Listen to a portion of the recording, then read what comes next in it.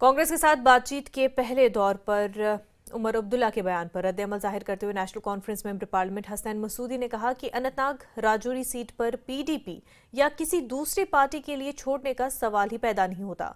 मसूदी ने कहा कि उमर अब्दुल्ला पहले ही कह चुके हैं कि कांग्रेस के साथ बातचीत का दूसरा दौर होगा और इसके साथ ही चीजें वाज़ेह हो जाएंगी। उन्होंने कहा कि अगरचे उनका एजेंडा एनडीए को दूर रखना है, लेकिन एनसी उन सीटों को नहीं छोड़ेगी जहां पार्टी ने इंतखाबात में जीत दर्ज की थी। मसूदी अनंतनाग में न्यूज़ 18 JKLA से बात कर रहे थे। उमर ने कहा था कि सीटों की तकसीम पर कांग्रेस के साथ बातचीत अभी जारी है।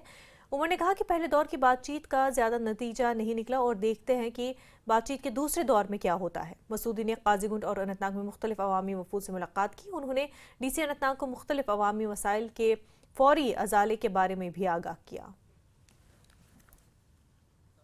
देखिए, जैसे कि आप जानते हैं कि बातचीत चल रही है और ये कोशिश हो रही है कि एक जो मुतबादिल है, देखिए जो ये सारे मुल्क में जो सियासी क़ुव्वतें हैं जो आइन के तहफ़्फ़ुज़ में खड़ी हैं और जो आइनी इदारे हैं उनके तहफ़्फ़ुज़ में खड़ी है, तो हम भी उसके साथ हैं।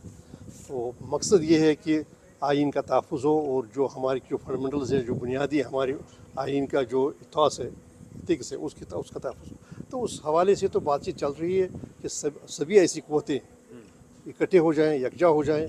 और उसमें जो बेस लाइन है, आप कई बार हम कह चुके हैं, उसमें बेस लाइन ये है कि जहाँ पर इस वक्त एनडीए की कहीं पर जहाँ भी वहाँ उनके पास वो सीट है, तो हमारा ये प्रयास हो, ये कोशिश हो कि वहाँ पर हम जीत दर्ज करें और उसको रोकें, ताकि अल्टीमेटली जो है वो ये है कि जो आइन का तहफ़्फ़ुज़ हो और जो आइनी इदारे हैं उनका तहफ़्फ़ुज़ हो और जो हमने जो ख्वाब देखा है, जो फ्रेमवर्क है, तो उसकी हिफाजत हो। तो मुझे लगता है कि अभी जैसे कि आपने खुद जिक्र किया कि हमारे जनाब साहब हैं, उन्होंने कहा है कि बातचीत चल रही है, एक दौर हुआ है, दूसरा दौर भी होगा। तो हमारा ये बेस लाइन जो है हमारा, वो तो हमने कई बार कह चुके हैं। वो जहाँ पर हम जीत के आए हैं, अवाम ने हम पर एतमाद किया है, तो वहाँ पर हम कैसे उसमें हम किसी तरीके की कंप्रोमाइज़ करें या कोई लचक हो।